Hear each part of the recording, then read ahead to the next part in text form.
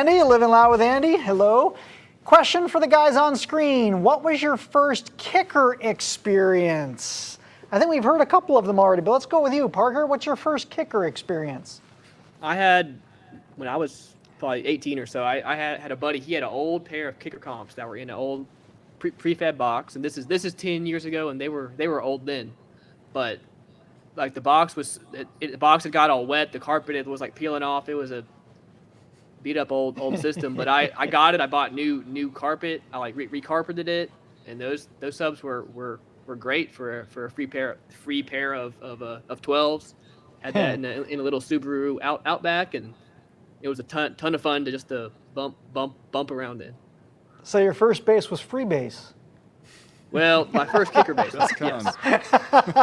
Got it. Okay. Robert, your first kicker experience.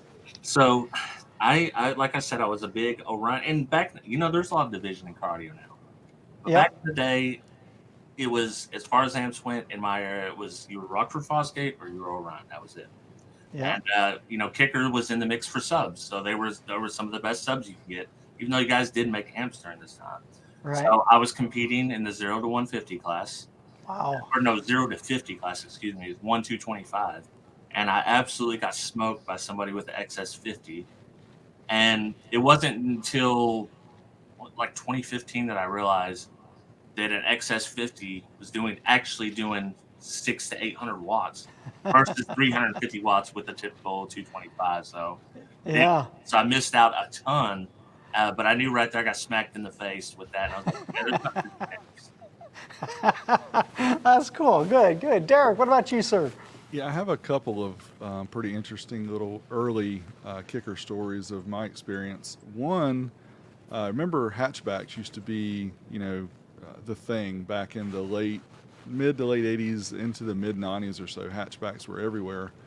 Well, there were also full range speaker boxes available during this time, even though today we think, why you want the sound coming from behind you?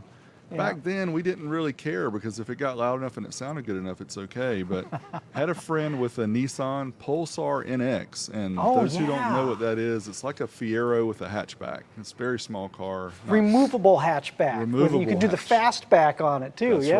That's right. But he had the Kicker Super 2, which is the full range box with the two 8-inch, the two horns, and the two 10-inch passives on the bottom, and only a Punch 45 Rockford amplifier powering it. But it sounded really good in that car. So that was my experience with Kicker, saying, wow, these guys know what they're doing. But also, the first real experience with the Solo Barracks was the Solo Barrack 12s. I went to a local shop. This is the one that I applied for, didn't get the job, by the way. But the guy had a Mitsubishi Eclipse, the first generation Mitsubishi Eclipse, and he had two Solo Barrack 12s, the original ones, and he had a Punch 150 amplifier on those. And I got in his car, and I thought I was listening to 15s. I was blown away that they were in a 1 cubic foot each box. And I almost bought them that day. I remember they were $200 each, and I think that was a discount, because I think they were really like $250 or so each retail. But I almost left there with those 12s, but I said, I'm gonna think about it. But they really, it was unbelievable at the time that two 12s and two sealed boxes could do this well. But yeah, that definitely put Kicker on the radar for me, saying this is some great products.